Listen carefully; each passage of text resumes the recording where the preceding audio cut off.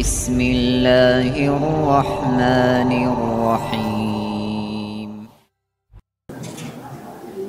Ya, bismillah. Assalamualaikum warahmatullahi wabarakatuh. Alhamdulillah hamdan katsiran thayyiban mubarakan fi kama yuhibbu rabbuna wa yarda. Asyhadu an la ilaha illallah wahdahu la syarikalah wa asyhadu anna Muhammadan abduhu wa rasuluh. Wassalatu wassalamu ala Rasulillah wa ala alihi wa ashabihi wa man tabi'ahum bi ihsanin ila yaumiddin, amma ba'du. Ya ayyuhalladzina amanu taqullaha haqqa tuqatih wa la tamutunna illa wa antum muslimun. Para jamaah, para penuntut ilmu yang dimuliakan Allah Subhanahu wa taala, pemirsa MGTV dan para pendengar Radio Ridul Jannah yang dimuliakan Allah Subhanahu wa taala. Alhamdulillah pada kesempatan hari ini kita dapat berjumpa kembali di kajian pekanan di Masjid Ihya Sunnah dalam pembahasan kitab Tauhid. Dan kita masih dalam awal atau mukadimah tentang kitab Tauhid. Kita masih akan menjelaskan tentang ayat yang pertama yang dibawakan oleh muallif rahimahullahu taala tentang hakikat ibadah. Cakupannya supaya kita paham dengan pembahasan berikutnya. Bismillah. Qala al-mu'allif rahimahullahu ta'ala wa qaulullahi ta'ala wa ma khalaqtul jinna wal insa illa liya'budun. Al-ayah. Surah Az-Zariyat ayat 56. Itu surah ke-51 ayat 56. Wa ma khalaqtul jinna wal insa illa liya'budun. Allah berfirman, tidaklah aku menciptakan jin dan manusia kecuali agar mereka diperintahkan untuk beribadah kepada Allah Subhanahu wa taala. Dan tentunya itu tafsir yang paling tepat dari penjelasan ayat yang mulia itu wa ma khalaqtul jinna wal insa illa liya'budun. Bi makna li'amurahum bi ibadati wabtalihim ay ihtabarahum bitaqalib summa ujazihim ala amalihim in khairan wa khairun wa in syarran fa syarrun. Ayat ini itu ayat wa ma khalaqtul jinna wal insa illa liya'budun, menjelaskan bayanul hikmah min khalqil insi wal jin, min khalqil jinni wal insi, yaitu penjelasan hikmah di mana Allah menciptakan jin dan manusia. Sebagian para ulama mengatakan Allah mendahulukan jin dalam ayat ini sebelum menyebut manusia, karena memang penciptaan jin itu terdahulu dari penciptaan manusia. Dalam arti jin lebih dahulu diciptakan dari manusia.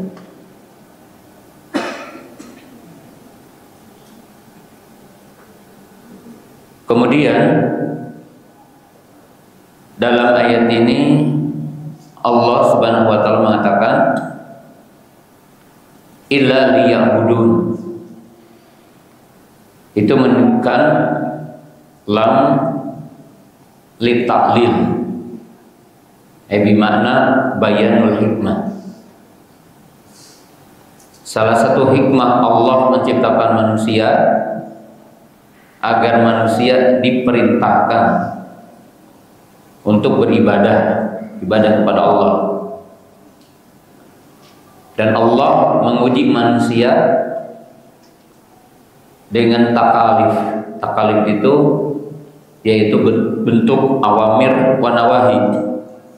Itu dengan bentuk perintah dan larangan. Kemudian Allah Ta'ala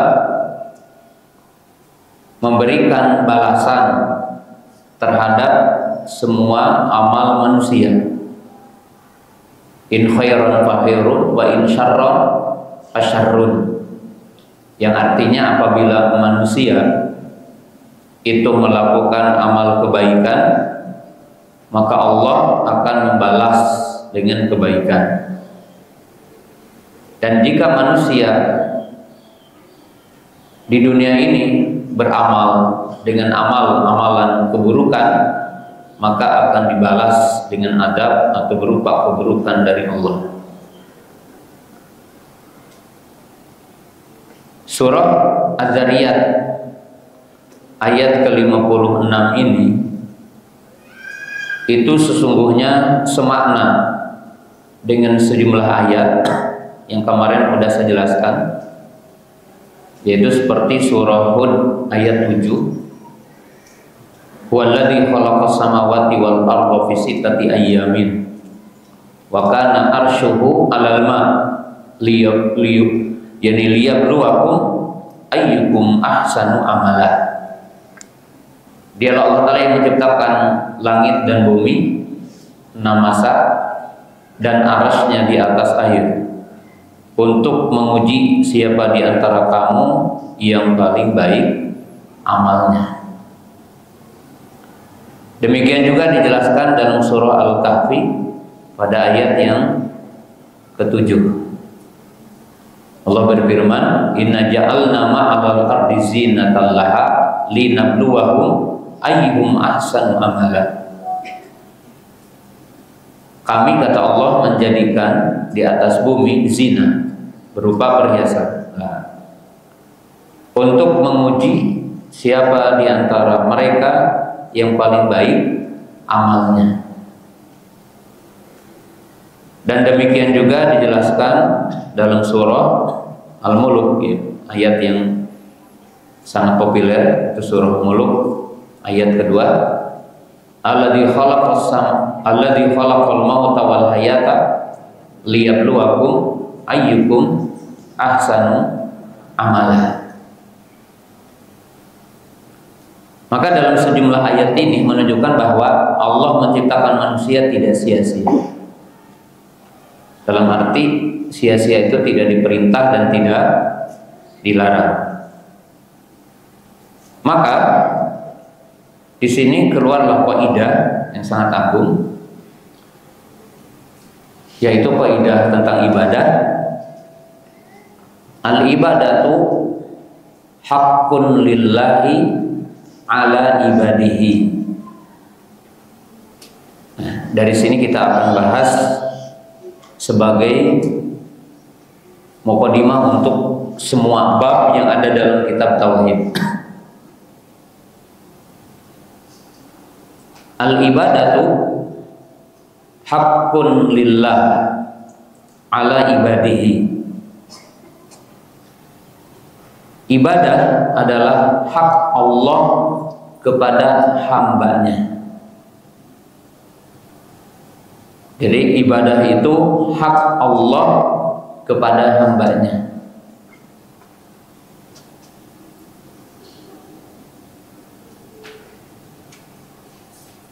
Kita mengetahui dalam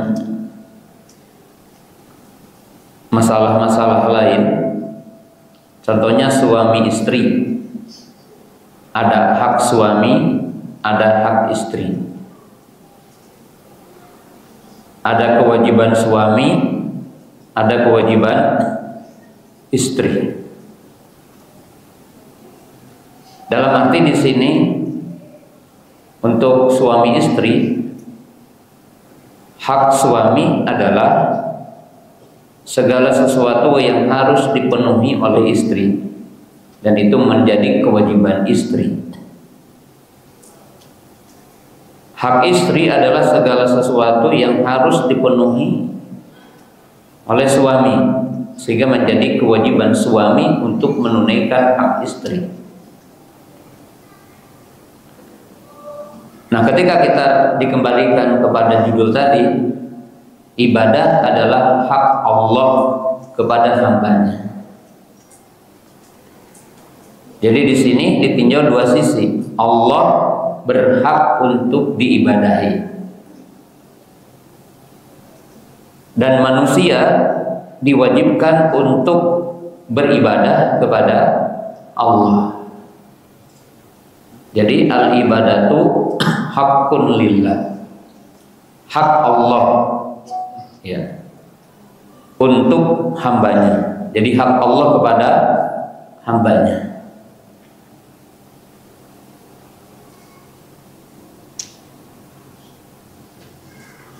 Allah menyebutkan dalam Quran perintah untuk ibadah. Jadi dalam Al-Quran Allah menyebutkan perintah untuk beribadah. Perintah untuk beribadah kita kepada Allah itu tentunya banyak di dalam Al-Quran yang memerintahkan kita untuk beribadah kepadanya. Contoh beberapa ayat. Yang pertama dari mulai ayat yang paling populer di tengah-tengah kita. Ayat yang paling populer ini itu surah Al-Bayyinah ya. Wa ma umiru illa liya'budullaha mukhlishina lahuddin. Dan tidaklah kalian diperintah kecuali untuk mengikhlaskan ibadah kepada Allah, untuk mengikhlaskan ibadah kepada Allah.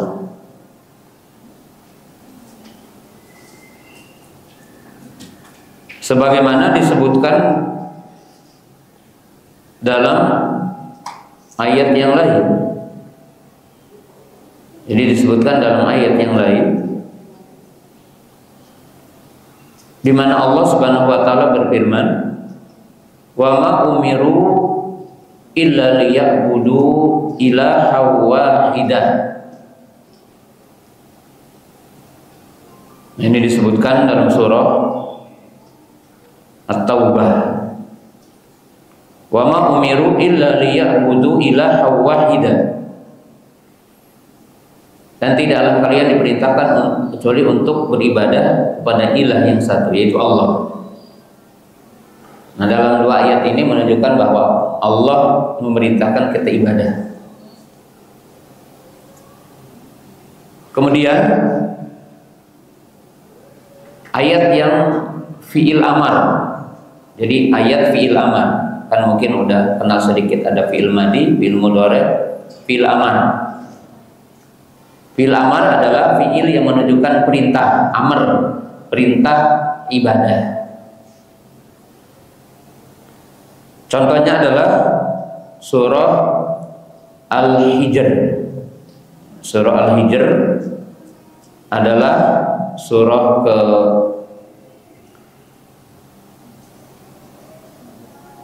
15 di ayat terakhir. Itu ayat yang ke-99. Allah berfirman, wa'bud rabbaka hatta ya'tiyakal yaqin. Jadi beribadahlah kepada Rabbmu sehingga datang kepadamu al-yakin, yaitu kematian. Jadi kita diperintahkan ibadah kepada Allah. Wa'bud rabbaka, beribadahlah kepada Rabbmu sehingga datang kepadamu kematian.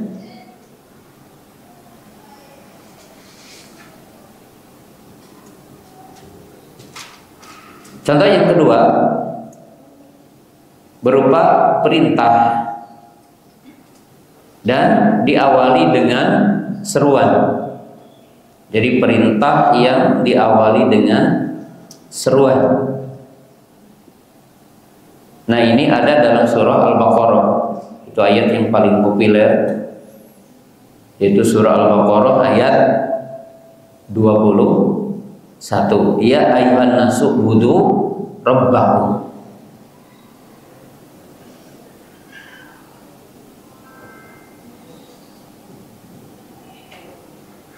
Di mana Allah berfirman, wahai manusia, beribadahlah kalian kepada Rabb kamu. Jadi di situ perintah, ya ayyuhan nasu budu rabbakum.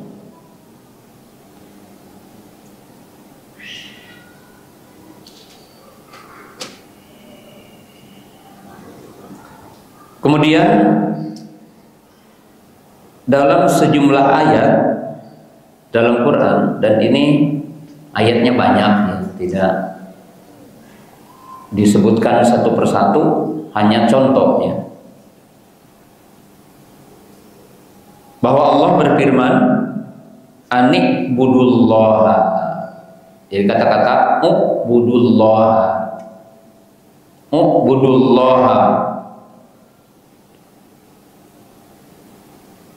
Kata-kata ini dalam Quran begitu banyak, kata-kata ubudullah. Dan perintah ibadah kepada Allah dengan jama', dengan kalimat ubudullah. Jadi hitamnya langsung dengan nama Allah. Kalau tadi kan ya ayyuhan nasu budu rabbakum. Tapi kata-kata ubudullah itu ayat yang pertama dalam Quran, disebutkan dalam surah Al-Maidah ayat 72. Yang kemarin sudah saya jelaskan, laqad kafaral ladzina qalu innallaha wal masih ibnu maryam. Wa qala al-masih ya bani Israila budullaha rabbi wa rabbukum. Nah, ini bantahan bahwa Nabi Isa mengatakan wa qala al-masih, dan berkata al-masih, yaitu Isa ibnu Maryam, apa? Ya bani Israila, wahai bani Israil, ubudullaha, sembahlah Allah, Rabbi wa Rabbakum. Menunjukkan Nabi Isa bukan Allah, karena beliau mengatakan Rabbi, Rabbku. Artinya Rabb itu yang menciptakan, yang memiliki, yang mengaturku, yang mengurusku, yang menghidupkan dan mematikanku. Maka Nabi Isa bukan Allah dan bukan anak Allah. Tapi Nabi Isa itu berkata, ubudullaha rabbi wa rabbakum. Innahu man yusyrik billah faqad haramallahu alaihil jannah. Jadi Nabi Isa memastikan semua orang yang mengatakan Isa adalah Allah itu tidak akan masuk surga. Jadi Nabi Isa sendiri yang mengatakan siapa yang mengatakan Isa adalah Allah itu tidak akan masuk surga, karena termasuk orang yang musyrik. Jadi karena mereka adalah orang yang musyrik.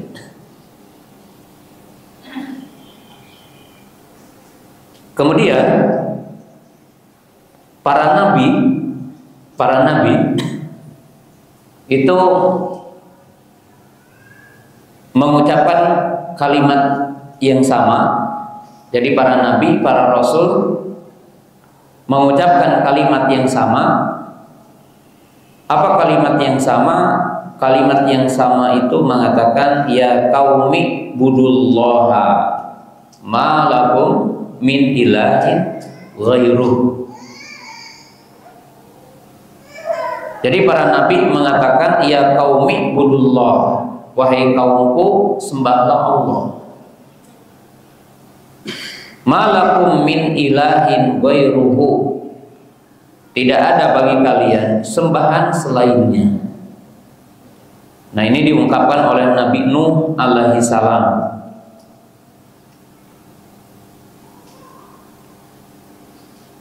Kemudian diungkapkan oleh Nabi Hud.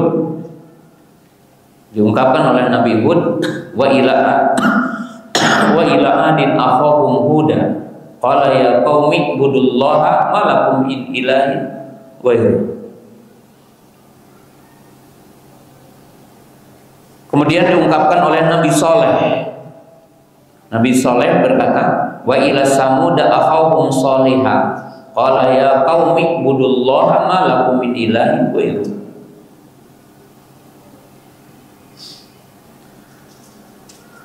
Kemudian disebutkan juga oleh Nabi Syu'aib, wa ila madyana akhahum syu'aiba qala ya qaumi budullaha ma lakum min ilahin ghairuh. Nah, ini semuanya ada dalam surah Al-A'raf ya, ayat 59, ayat 65, ayat 73, ayat 83. Jadi para nabi Nuh, Hud, Saleh, Syu'aib itu mengucapkan kalimat yang sama, mengatakan ya qaumi budullaha ma lakum min ilahin ghairuh.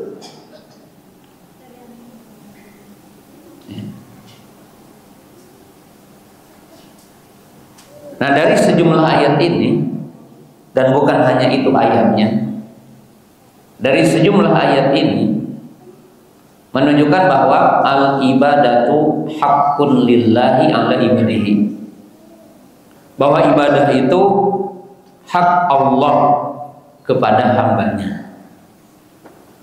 Dan ini tentunya disebutkan dalam hadis yang kita akan telaah nanti, yaitu ketika Nabi SAW bertanya kepada Mu'ad, ya Mu'ad, at-tadri ma haqqullahi 'alal ibad wa ma haqqul ibadi 'alallah.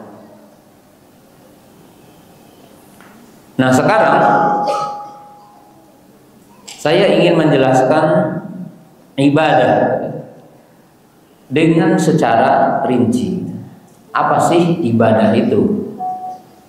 Ibadah, walaupun kemarin sudah diisyaratkan sedikit, tapi sekarang akan dijelaskan dengan luas untuk memahami semua materi setelahnya. Apa itu ibadah?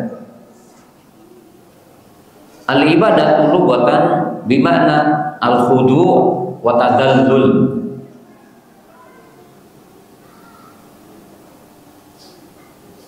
Ibadah dari sisi bahasa adalah al-khudu' wa tadallul.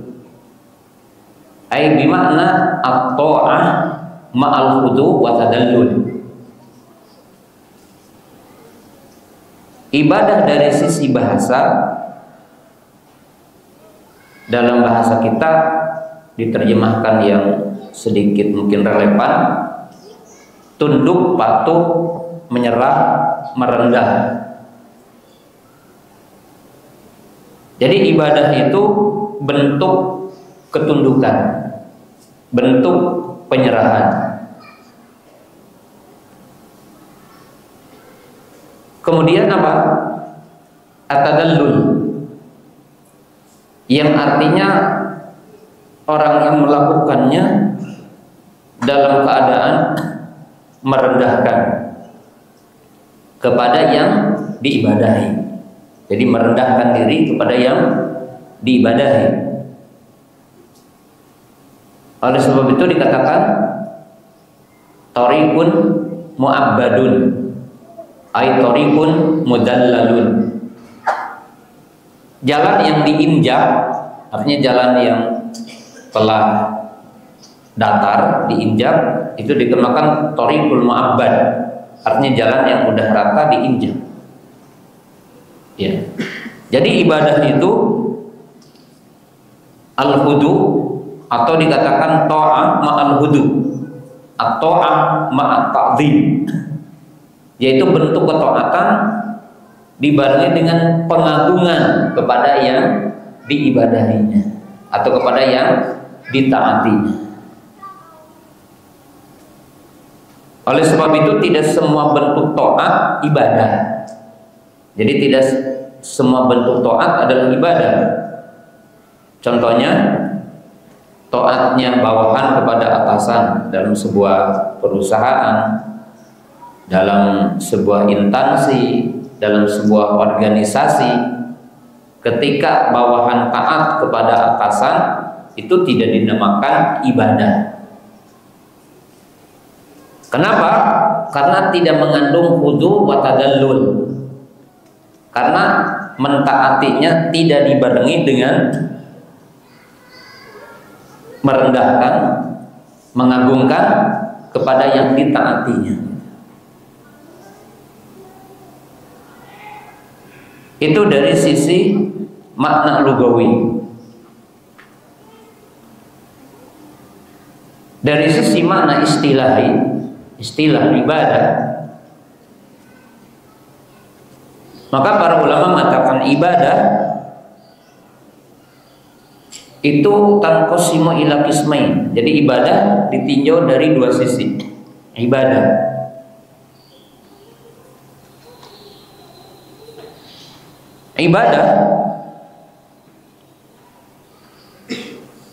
ditinjau dari dua sisi. Makna istilahi mengitlaqkan ibadah. Yang pertama, ismun lil fi'li.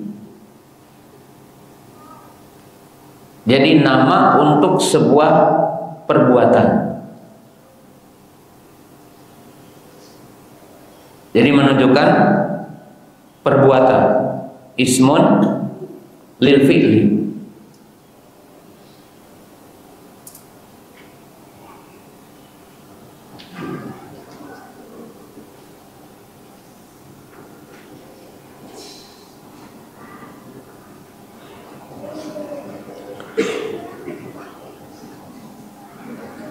Ibadah ketika disebutkan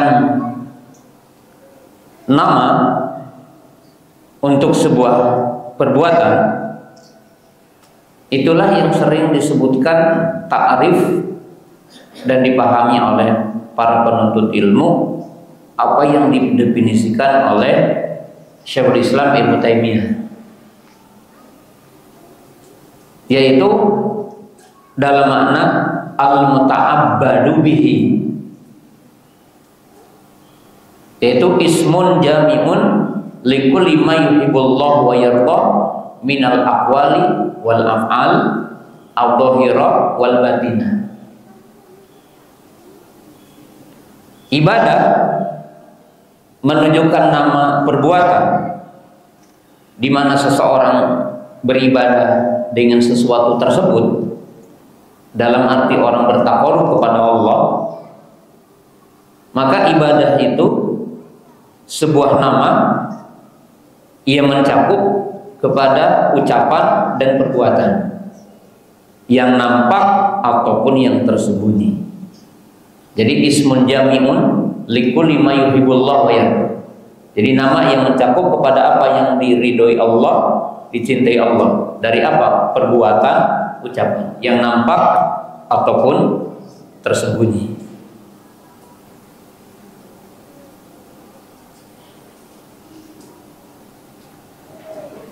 Tapi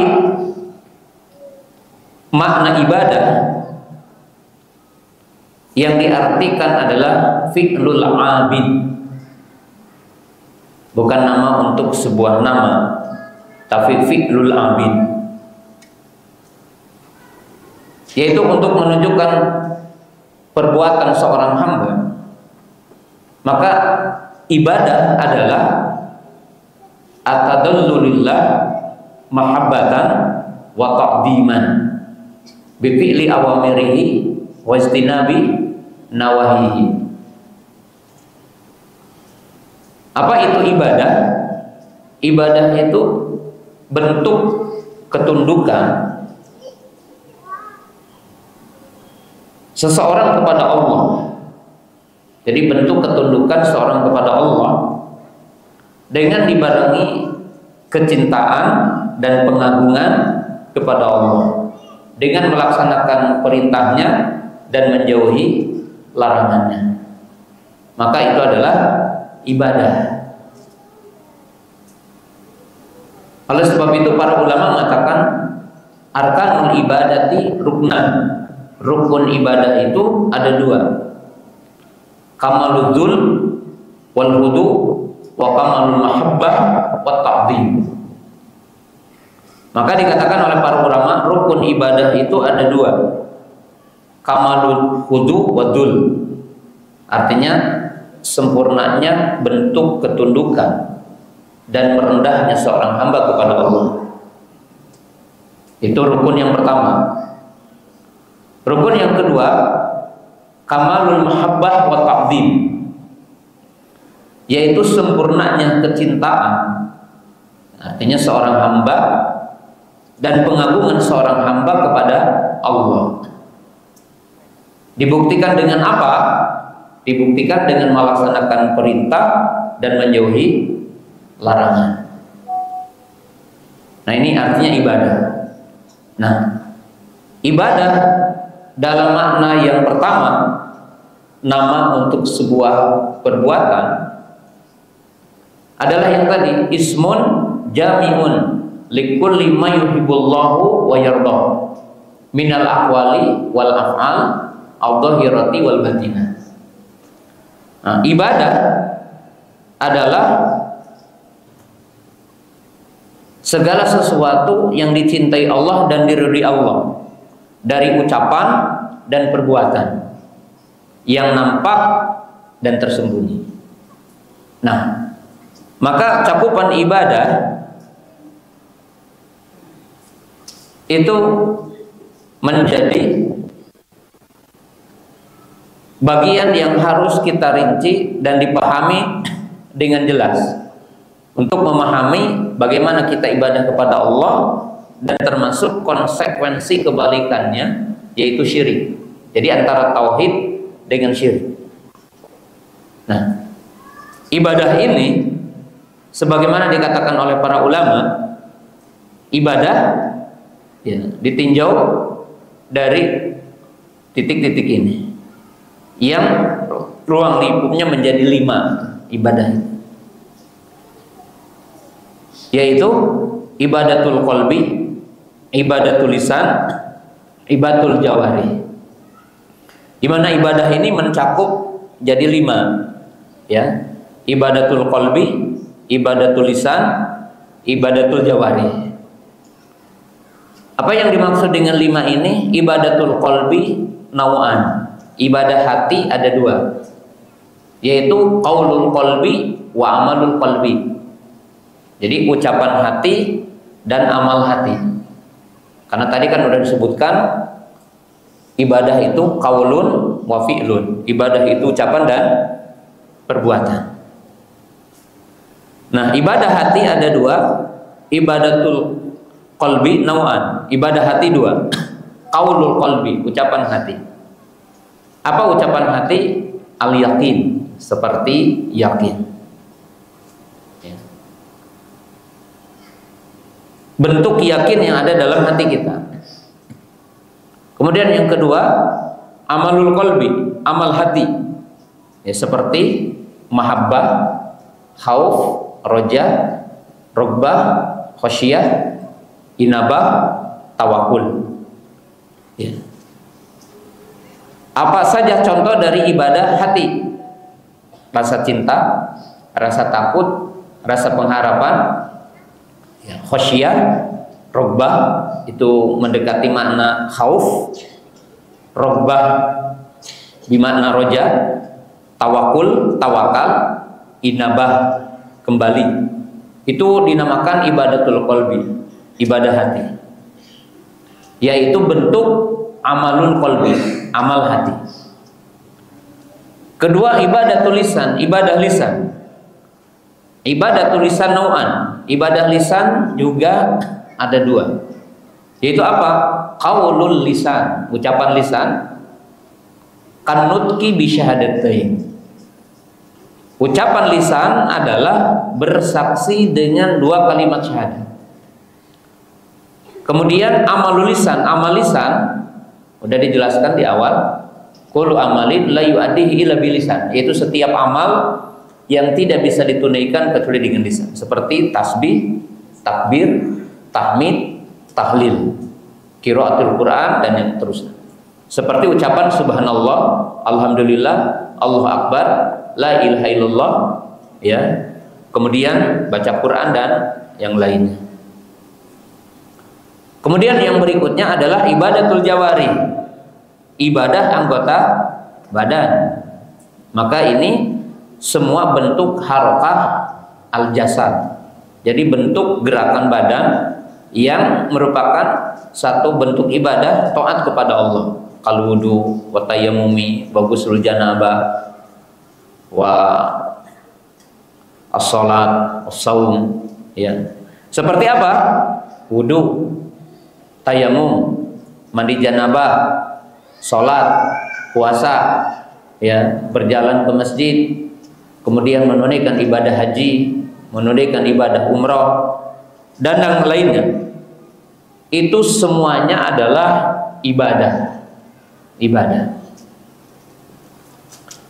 Yang kata para ulama seperti Imam Ibnu Hajar rahimahullahu taala, ya, ibadah kalau dikaitkan dengan taklif, ya, maka Imam Ibnu Hajar mengatakan ibadah itu ada 15. Jadi Imam Ibnu Hajar mengatakan ibadah itu ada 15.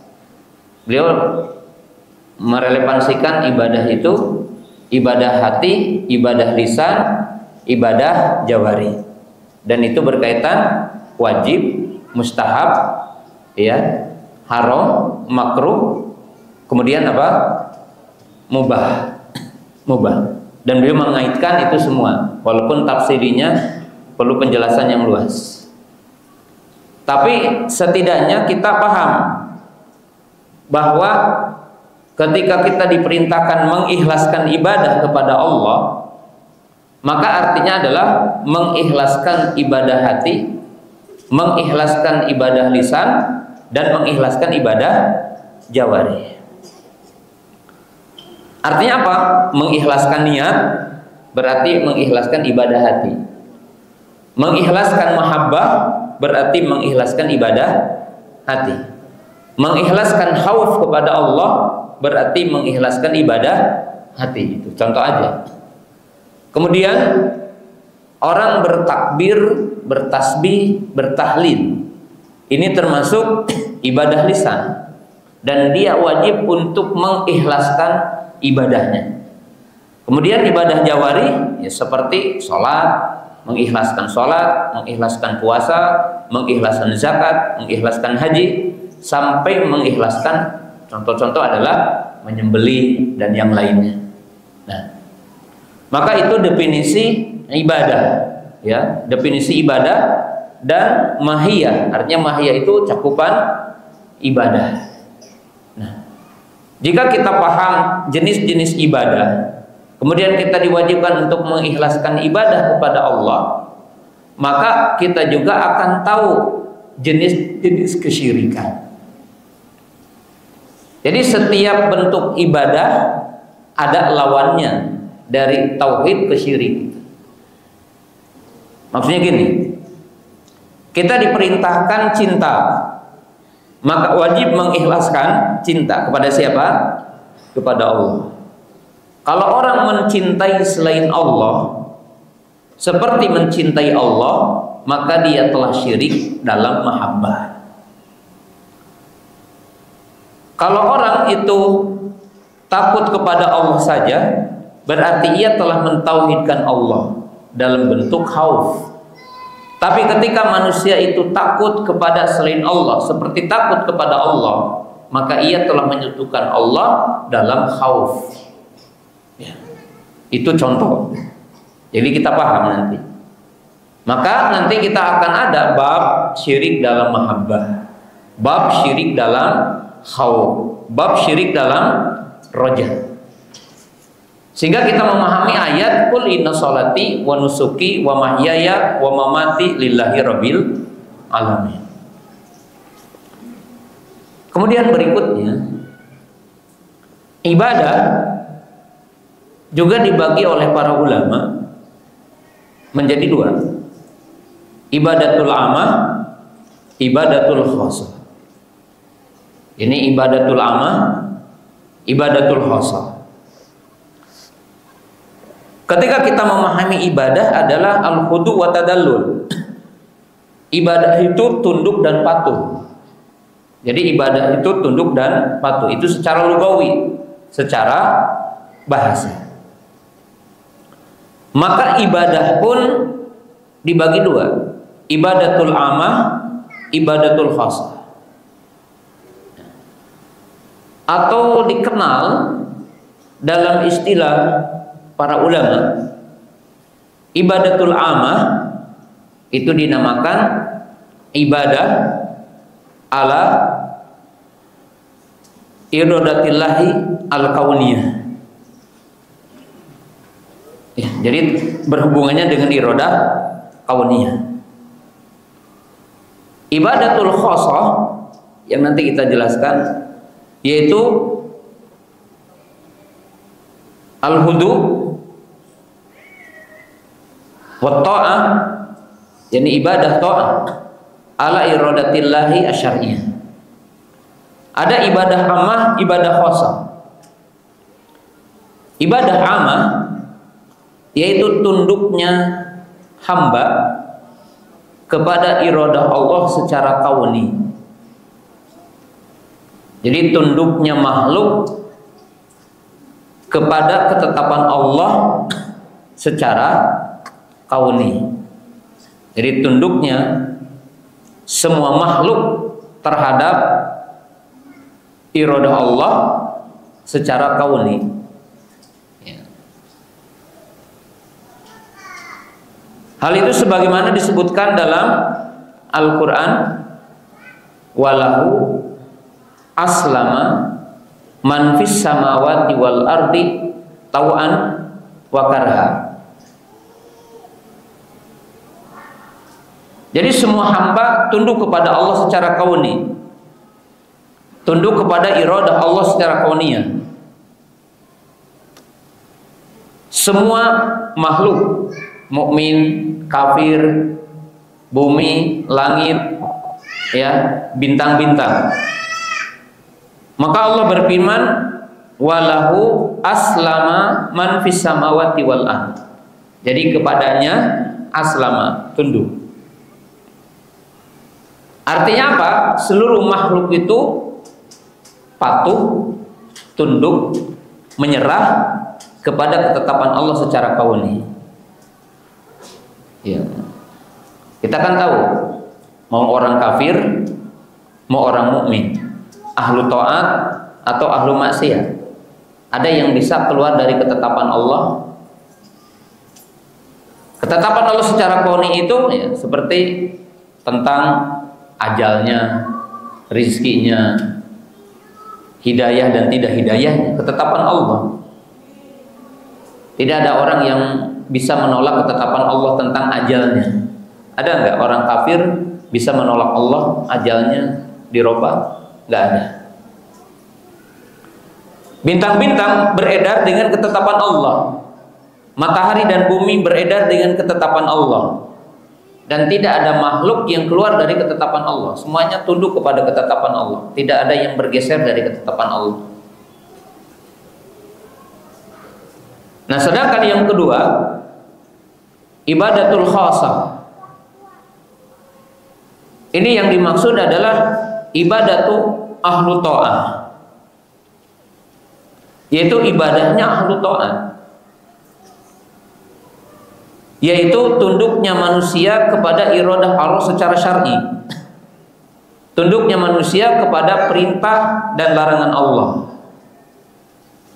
Maka ini dinamakan ibadatu ahli ta'ah, ibadatul muwahhidin, ibadatul mu'minin, ibadatul muslimin, yaitu ibadahnya ahlu ta'at, yaitu tunduknya manusia kepada ketetapan Allah secara syar'i, yaitu tunduknya manusia kepada perintah-perintah Allah dan tunduknya manusia kepada larangan-larangan Allah.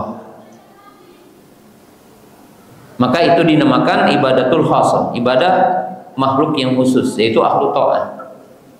Ahlu ta'at.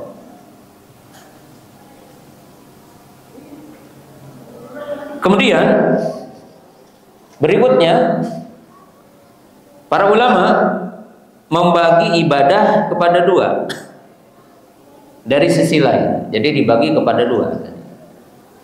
Jadi bagi dua-dua terus. Demikian juga para ulama membagi ibadah kepada dua bihasbi al-mutawajjih lah. Jadi ditinjau kepada siapa ibadah itu dihadapkan. Jadi ibadah dibagi kepada dua, yaitu ditinjau bi'tibari al-mutawajjahu biha ilaihi. Jadi bi'tibari al-mutawajjahu biha ilaihi, kemana ibadah itu dihadapkan. Maka para ulama mengatakan, faman tawajjaha bi ibadatihi lillah kanat hadil ibadah tauhidan, wa man tawajjaha ila ghairillahi kanat syirkan. Jadi ibadah kalau dihadapkan kepada Allah, maka itu dinamakan tauhid. Jadi kalau orang mengikhlaskan ibadah, artinya mentauhidkan Allah, maka dikatakan orangnya muwahhid. Dia adalah muwahhid. Siapa muwahhid itu? Orang-orang yang mengikhlaskan ibadah kepada Allah. Jika ibadah itu dihadapkan kepada selain Allah, maka dinamakan syirik, dan pelakunya dinamakan apa? Musyrik. Jadi kalau ibadah itu kepada Isa, ibadah itu kepada Musa, ibadah itu kepada Nabi kita, ibadah itu kepada jin, ibadah itu kepada makhluk, maka dinamakan syirik, dan pelakunya dinamakan apa? Musyrik. Jadi pelakunya dinamakan musyrik.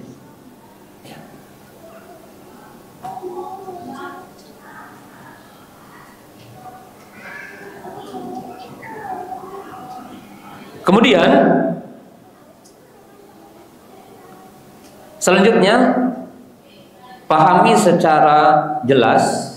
Untuk lebih paham, dikembali saya jelaskan arkanul ibadah, rukun ibadah, rukun ibadah, sehingga berkaitan nanti. Arkanul ibadati ruknan. Jadi rukun ibadah ada dua, yaitu yang pertama kamalul khudu' wa tadallul, kamalul khudu' wa dhulli. Yang kedua kamalul mahabbah. Jadi kamalul dhulli wa kamalul mahabbah. Rukun ibadah ada dua, dan dari kedua rukun ini manusia, orang beriman, orang muwahhid akan berbeda-beda tingkatannya. Yang pertama adalah kamalul khudu wa dhul. Jadi dalam arti sempurnanya bentuk ketundukan dan bentuk penyerahan diri kepada Allah, yang memiliki makna di sini ta'dhiman lillah wa khaufan lillah, di mana orang itu tunduk patuh kepada Allah sempurna, yang memiliki makna sempurnanya pengagungan kepada Allah dan sempurnanya orang rasa takut kepada Allah.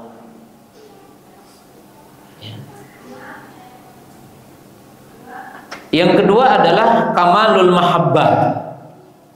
Kamalul mahabbah, yaitu sempurnanya bentuk kecintaan.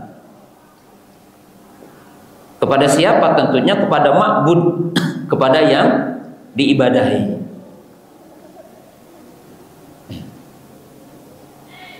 Jadi sempurnanya kecintaan kepada yang diibadahi.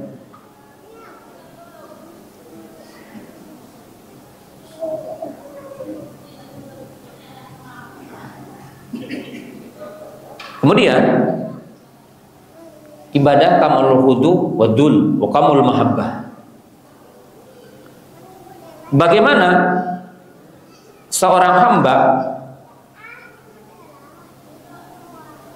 sempurna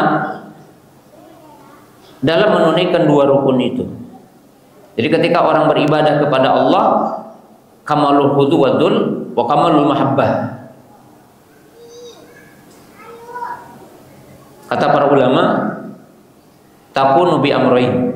Jadi bisa dengan dua cara. Yaitu apa? Ma'rifatul ma'bud.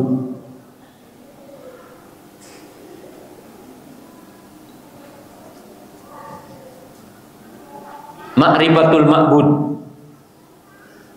Asani ma'rifatu dinahu.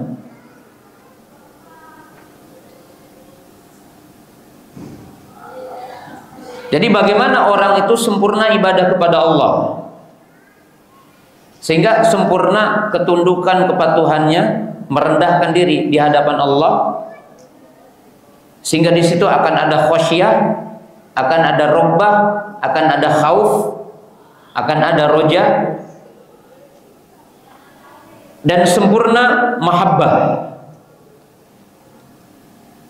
Ya, kalau disebutkan kan di sisi lain tentang rukun ibadah disebutkan tiga: al-khauf, war-raja, wal mahabbah.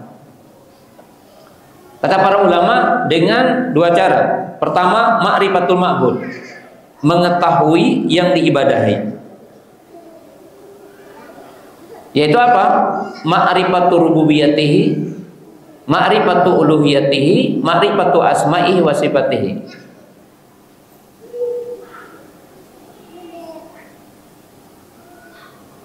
Sehingga dikatakan man kana a'rafu billah. Jadi siapa yang tahu kepada Allah, maka dia akan yang paling takut kepada Allah, yang akan paling roja kepada Allah, yang paling akan mahabbah kepada Allah.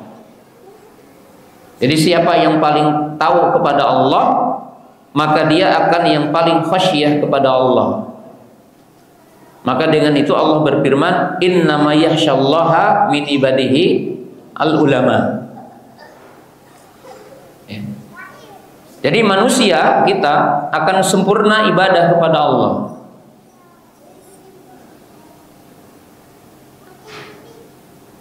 kapan? Ketika kita makrifat terhadap Allah, ma'rifatul ma'bud, rububiyah Allah, Ar-Rabb, Al-Khaliq, Al-Maliku, Al-Mudabbiru, Ar-Raziqu, ila akhirih. Di mana kita meyakini Allah Subhanahu wa taala adalah apa? Yang mencipta, yang memiliki, yang mengatur, yang menghidupkan, mematikan, yang memberi, itu Allah. Maka sudah barang tentu semakin orang makrifat kepada Allah, akan semakin besar khasyahnya kepada Allah, akan semakin besar rojaannya kepada Allah, akan semakin besar ya mahabbahnya kepada Allah ketika dia makrifat kepada agama Allah. Yang kedua yaitu mengenal agama Allah. Apa yang dimaksud dengan mengenal agamanya? Karena tentunya cara beribadah kepada Allah itu dijelaskan dalam syariat. Artinya dijelaskan dalam syariat. Maka antara ma'rifatul ma'bud, bahwa kita mengenal yang diibadahi, dengan makrifat kepada agamanya, itu jelas.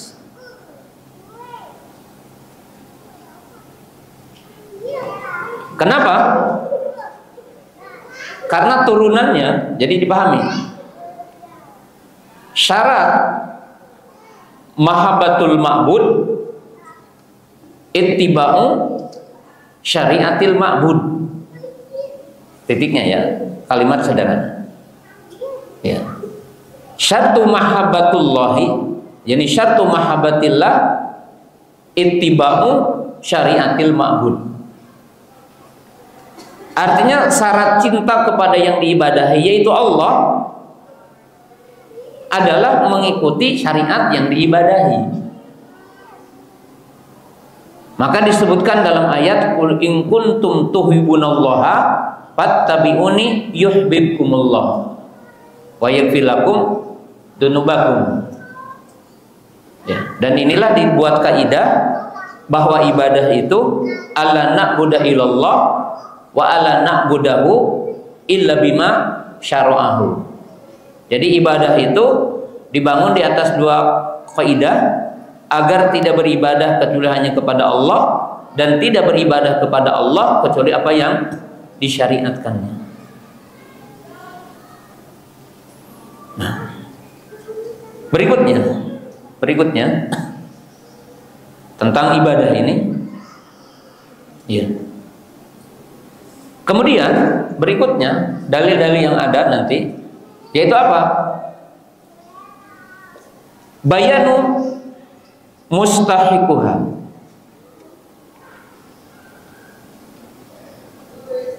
Madil ladzi yastahiqu al-ibadah. Yaitu penjelasan siapa yang berhak diibadahi. Jadi siapa yang berhak diibadahi? Maka kembali kepada judul kita, al-ibadatu haqqulillah.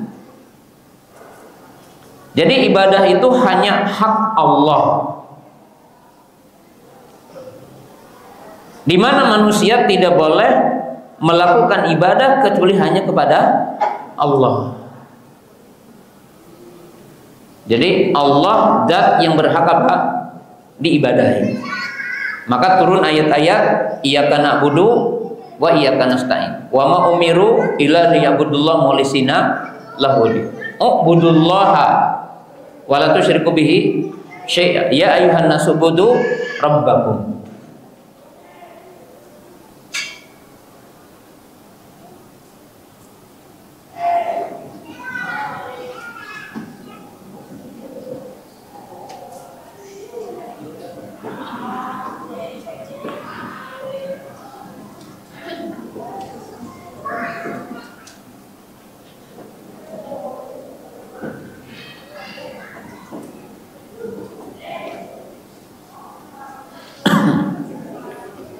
Kemudian terakhir,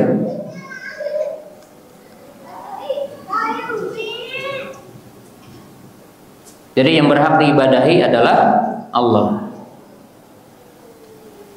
Yang terakhir,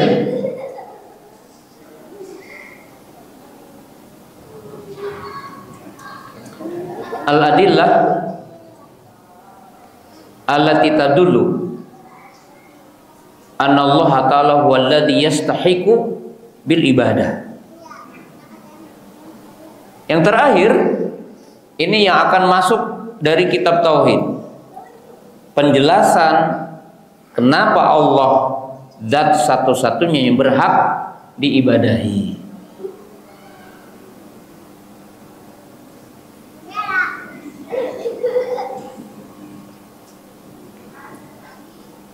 Artinya apa? Penjelasan dalil-dalil yang menunjukkan bahwa Allah zat yang berhak diibadahi. Jadi menunjukkan bahwa Allah zat satu-satunya yang berhak diibadahi. Sehingga Allah mengatakan, "Fala taj'alu lillahi andadan wa antum ta'lamun." U'budullaha wa la tusyriku bihi syai'an.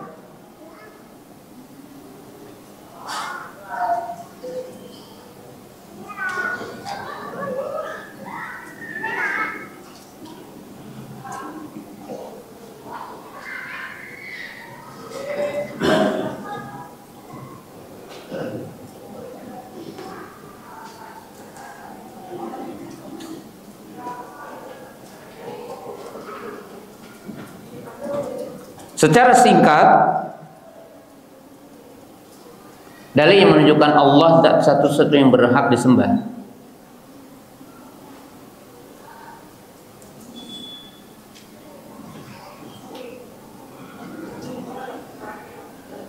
Li'anna Allah Ta'ala huwa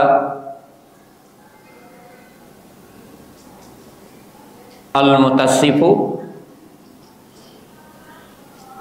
bisifatin kamilah.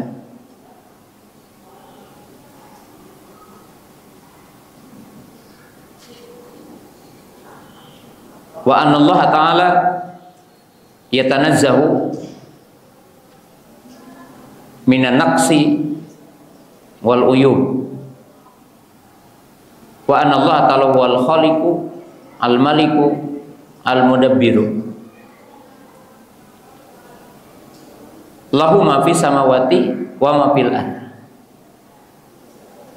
Fa idzan huwa al mustahiqqu bil ibadah. Kenapa Allah satu-satunya zat yang berhak disembah? Karena Allah dia yang disifati dengan sifat yang sempurna. Jadi zat yang disifati dengan sifat-sifat yang sempurna. Zat yang suci, yang maha suci dari segala bentuk kekurangan.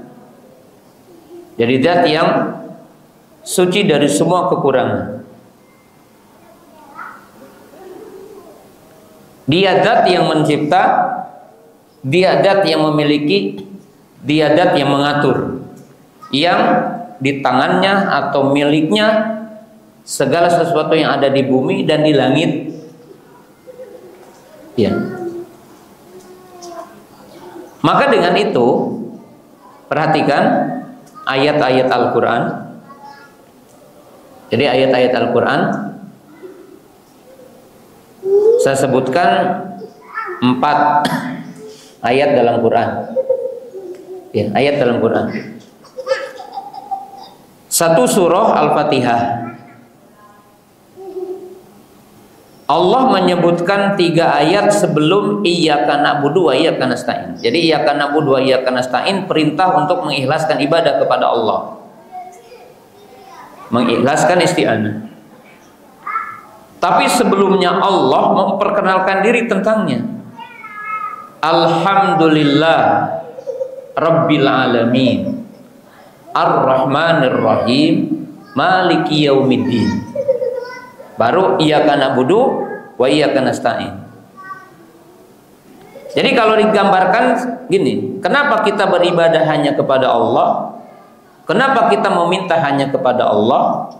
Karena Allah itu al-mutassifu bisifati rububiyah, al-mutassifu bisifatin kamilah. Karena Allah itu zat yang disifati dengan sifat rububiyah. Apa sifat rububiyah itu? Allah yang mencipta, Allah yang mengatur, Allah yang memiliki. Dengan sifat-sifat yang sempurna. Itu seperti disebutkan sifat rahmah dalam ayat ini. Ini contoh. Kemudian yang kedua, saya bawa ke ayat-ayat yang udah hafal aja. Ayat itu ayat Al-Baqarah ayat 21 22. Allah berfirman, "Ya ayyuhan nasu budu rabbakumul ladzi khalaqakum walladzina min qablikum alladzi ja'alakumul arda firasan was sama binaa wa anzala minas samai ma'an fa akhraja bihi minas samaratin rizqan lakum fala taj'alu lillahi andadan wa antum ta'lamun." Di sini ada perintah, ada larangan. Perintah beribadah dan larangan menyekutukan Allah. Siapa zat yang diibadahi kita, yang mencipta kita, mencipta orang sebelum kita, yang menjadikan bumi terhampar luas, menurunkan hujan dari langit, mengeluarkan rezeki. Maka janganlah kamu membuat sekutu bagi Allah dalam beribadah kepadanya, sebagaimana kamu tahu tidak ada sekutu bagi Allah dalam pemilikan, penciptaan dan pengaturan. Jadi di situ dalilnya. Yang ketiga, surah Al-Baqarah ayat 255. Itu dalilnya ya. Allah berfirman, Allahu la ilaha illahu. Allah zat yang tidak berhak disembah kecuali Dia. Jadi Allah mengatakan tidak ada yang berhak disembah kecuali Dia adalah Allah. Siapa Allah itu? Al-Hayyu Al-Qayyum. Ujungnya apa? Al-Aliyyu Al-Azim. Ini sifat-sifat. Siapa Allah itu? Lahu ma fis samawati wa ma fil ardh. Dat yang baginya segala sesuatu yang ada di langit dan ada di bumi. Maka di sini menunjukkan dalil. Jadi kenapa Allah berhak diibadahi? Yang keempat, ini contoh aja, yaitu ima kita memberi contoh surah Al-Hasyr, yaitu apa? Surah ke-59 ayat 22 sampai 24. Ya. Allah berfirman, wallahu ladzi la ilaha illahu. Diulangi lagi. Huwallahu ladzi la ilaha illahu. Jadi itu di ayat 22-nya, di ayat 23-nya. Siapa Allah itu? Allahu la ilaha illahu. Itu tauhid uluhiyah, yang mengatakan tidak ada yang berhak disembah kecuali Dia. Tapi siapa Dia itu? Alimul ghaibi wasyahada, War-Rahmanur Rahim. Zat yang maha tahu, zat yang mengetahui perkara yang nampak dan tersembunyi, yang maha pengasih, maha penyayang. Disebut lagi, huwallahu ladzi la ilaha. Siapa? Al-Malik, Al-Quddus, Al-Mu'minu, Al-Muhaiminu, Al-Ajizu, Al-Jabbar, Al-Mutakabbir. Siapa? Wal Khaliqu, Al-Bari'u, Al-Musawwiru, Lahul Asmaul Husna. Nah, lihat di sini contoh ya, kesempurnaan Allah. Allah menyebutkan 3 nama bergandengan, Al-Khaliq, Al-Bari, Al-Musawwir. Jadi 3 nama digandengkan. Ini kesempurnaan penciptaan. Kalau manusia kan, ya kalau saya digambarkan, saya ingin membangun masjid,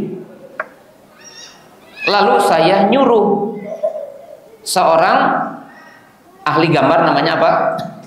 Insinyur, suruh gambar masjid. Yang mengerjakannya siapa? Tukang bangunan. Jadi ada berapa? Ada 3. Ada yang ingin, ada yang menggambar, ada yang membuat. Itu makhluk. Tapi Allah ketiga-tiganya. Allah yang menginginkan dan merencanakan penciptaan, dan Allah yang menggambar semua bentuk makhluk. Manusia seperti ini, gajah seperti ini, monyet seperti ini, kambing seperti ini, sampai ikan-ikan di laut berbeda-beda bentuknya, semut-semut berbeda-beda jenisnya.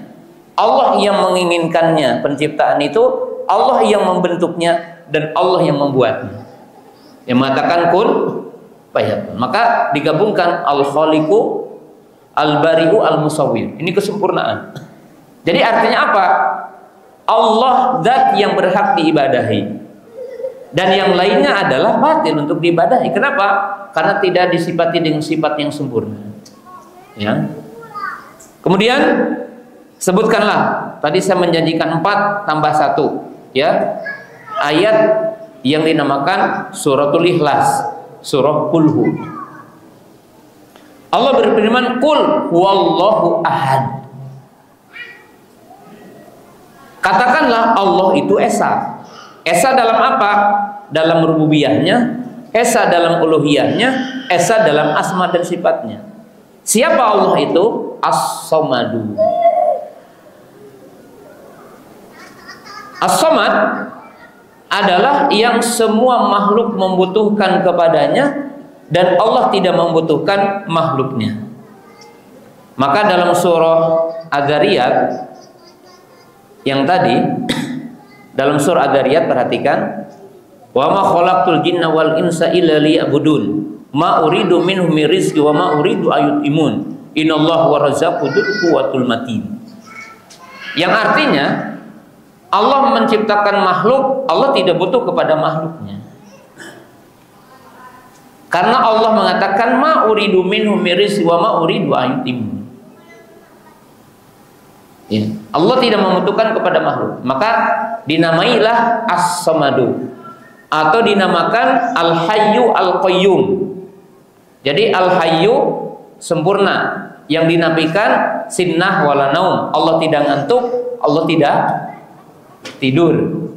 Kemudian Al-Qayyum, qaimun bi nafsihi, maka disebutkan ayat setelahnya apa? Lahu ma fis samawati wa ma fil ardh. Dalam arti semua makhluk tunduk kepadanya dan membutuhkan kepadanya. Ya, itu karena Allah itu qayyumiyah dan as-samadiyah. Artinya sempurnanya Allah Subhanahu wa taala. Jadi ketika kita membahas ibadah, maka ujungnya dialah Allah yang berhak diibadahi. Jadi dialah Allah Subhanahu wa taala yang berhak diibadahi. Kenapa Allah berhak diibadahi? Tadi karena Allah disifati dengan sifat yang sempurna, Allah suci dari semua sifat-sifat yang kurang. Dia Allah yang mencipta, Allah yang memiliki, Allah yang mengatur. Ya, maka dialah Allah yang berhak diibadahi dan semua makhluk itu tidak berhak untuk diibadahi, atau semua yang selain Allah tidak berhak diibadahi. Nah, kemudian bagian penutupnya di sore hari ini, ya, Al-Quran yang 30 juz. Jadi Al-Quran yang 30 juz, yang 114 surah, yang 6.600 sekian ayat adalah dalil tauhid. Jadi kesimpulannya itu. Jadi Quran yang 30 juz, yang 114 surah, ya, yang adanya 6.600 ayat, itu semuanya dalil tauhid. Bagaimana Quran berdalil untuk mentauhidkan Allah? Ya, maka disebutkan satu, Allah ngasih tahu tujuan penciptaan manusia. Tadi wa ma khalaqtul jinna wal insa illa liya'budun. Yang kedua, Allah ngasih tahu tujuan Allah mengutus Rasul untuk menyeru manusia ibadah. Wa ma arsalna min qablika mir rasulin, atau ayat yang populernya tadi walaqad ba'atna fi kulli ummatin rasulan an ibudullaha wajtanibut taghut, dan dalil-dalil yang lain dalam Quran yang kita akan jelaskan setelahnya insyaallah. Dan dengan ini insyaallah telah dianggap sempurna muqaddimah kitab tauhid. Jadi muqaddimah kitab tauhid, karena intinya tauhid itu mengikhlaskan ibadah kepada Allah. Maka barang siapa yang menghadapkan ibadahnya kepada Allah, itu dinamakan apa? Tauhid. Orangnya dinamakan apa? Muwahhid. Siapa yang menyelewengkan ibadah kepada selain Allah, maka dinamakan apa? Syirik. Dan pelakunya dinamakan apa?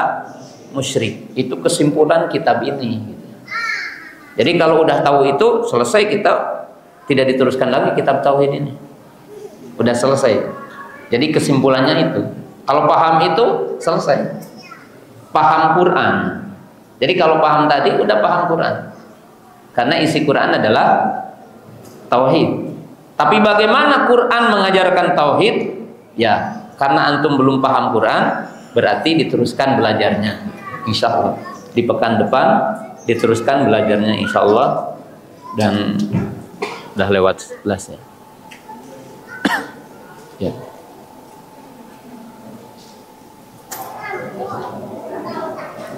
Ya. Sampai di sini mungkin. Subhanakallahumma bihamdika asyhadu an la ilaha illa anta astaghfiruka wa atubu ilaik. Assalamualaikum warahmatullahi wabarakatuh.